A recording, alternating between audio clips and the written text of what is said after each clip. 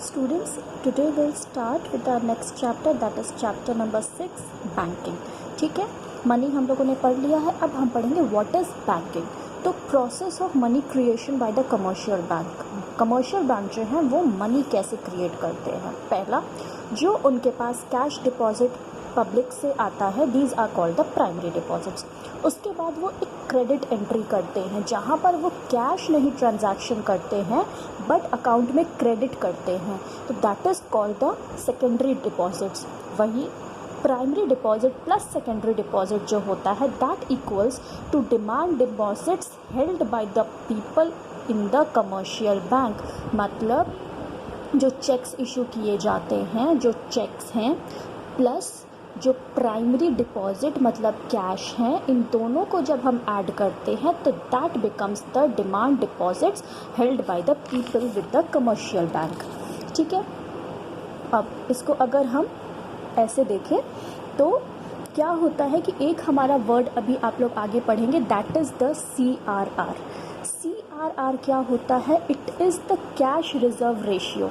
RBI ने सारे commercial bank को बोल के रखा है जब रजिस्ट्रेशन के टाइम पे कि आपको एक मिनिमम अमाउंट में अपने पास कैश होल्ड करना पड़ेगा in order to work and function as a commercial bank.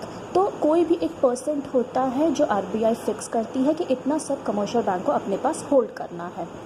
कुछ बैंक्स जो होते हैं अगर चाहें तो उससे ज़्यादा भी होल्ड कर सकते हैं, तो जो वो एक्सेस रिजर्व होल्ड करते हैं उसको कहा जाता है वॉल्ट कैश. ठीक है, जितना ज़्यादा वॉल्ट कैश होगा उतनी कैपेसिटी टू क्रिएट मनी कम होगी. वहीं अब आप लोग सिंपल लैंग्वेज में समझिए. Primary deposits are cash deposits with the commercial bank by the people. These are a part of total demand deposit of the bank. वहीं secondary deposit are those deposits which arise on account of loan by the banks to the people. These are also a part of demand deposits. ये check के form में जो generate किया जाता है. ठीक है ना. What is CRR and credit multiplier. CRR मैंने आपको बताया कि RBI ने ये एक बाउंडेशन रखा है कमर्शियल बैंक के लिए कि उनको एक रिजर्व अपने पास रखना पड़ता है. अब हम इससे मल्टीप्लायर को कैसे कैलकुलेट करते हैं. मल्टीप्लायर होता है कि उस रिजर्व से कितना अमाउंट और जनरेट किया जा सकता है. इसका एक फॉर्मूला है simple, K equals to 1 by CRR. K equals to credit multiplier, CRR equals to cash reserve ratio. ठीक है, अगर दिया गया है कि CRR equals to 10%, उन दैट केस जो क्रेडिट मल्टीप्लायर होगा वो 10 होगा.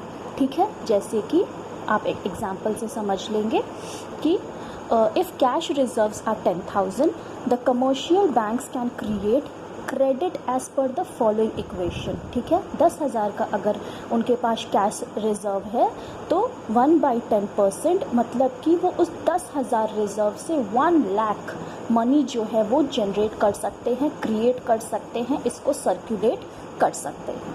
नेक्स्ट आपका आता है सेंट्रल बैंक. सेंट्रल बैंक क्या होता है? Central bank is the apex institution which is known as the Reserve Bank of India for India. सारे कंट्रीज़ के पास अपना सेंट्रल बैंक होता है बट इंडिया का जो सेंट्रल बैंक है उसका नेम है रिजर्व बैंक ऑफ इंडिया. ठीक है, उसके फंक्शंस क्या हैं? Bank of issuing notes. It is the only authority which is responsible for issuing of notes. Next, banker to the government. मतलब बैंक जो है RBI जो है गवर्नमेंट के लिए एडवाइज़र भी है. गवर्नमेंट के सारे बजट्स इनके पास होते हैं. सॉर्ट ऑफ आप कहें तो गवर्नमेंट का जो बैंक है दैट इज़ द RBI. फिर bankers bank and supervisory role. मतलब कि किसी भी कमर्शियल बैंक को अगर लोन चाहिए तो वो RBI के पास जाएगा. जैसे जनरल पब्लिक के लिए कमर्शियल बैंक एक बैंक है, वैसे सारे कमर्शियल बैंक के लिए जो RBI है that is a bank, bankers bank.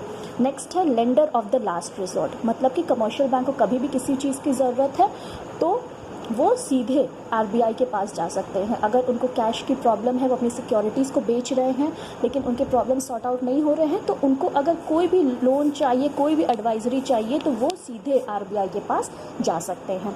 Custodian of foreign exchange मतलब कि फॉरेन एक्सचेंज का जो पूरा ब्यौरा होता है, पूरा बैलेंस होता है, फॉरेन एक्सचेंज आपको जब भी करना है वो काम पूरा जिम्मा आरबीआई के पास होता है। नेक्स्ट है क्लियरिंग हाउस फंक्शन।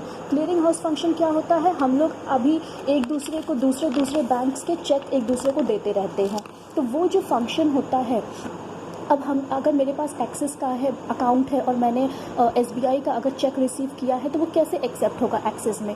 तो यही जो फंक्शन होता है कि सारे बैंक्स के चेक्स का जो आदान प्रदान होता है, जो बैलेंस मेंटेन होता है, ये पूरा भी आरबीआई फंक्शन करता है। और कंट्रोल ऑफ क्रेडिट, कितने अमाउंट में मनी को सप्लाई करना है मार्केट में, क्रेडिट कितना रखना है मार्केट में, इकोनॉमी को कैसे मेंटेन करना है, this all function is controlled by the RBI.